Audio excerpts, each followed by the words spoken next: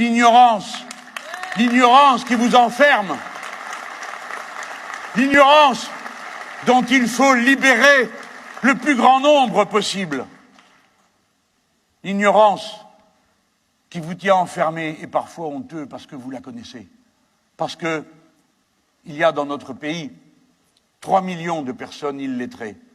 Illettré ne veut pas dire analphabète, illettré ne veut pas dire stupide. Souvent, quelle énorme richesse humaine est perdue parce qu'on ne sait pas où la dire, où l'écrire.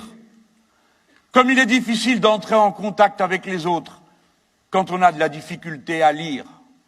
L'école est le premier pilier de l'édifice républicain, parce que plus on disperse du savoir et plus il y en a. C'est pas comme l'argent. Reconstruire l'école, reconstruire l'hôpital. Alors, écoutez, assez de phrases et de tortillis.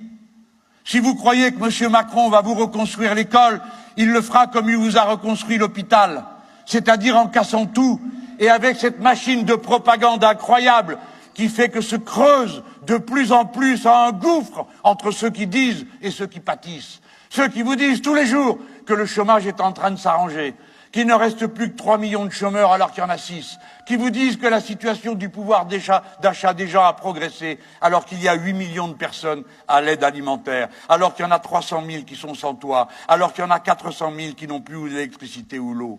Ils vous disent tout ça pour pouvoir faire en sorte qu'à la fin, vous disiez chacun individuellement, c'est de ma faute.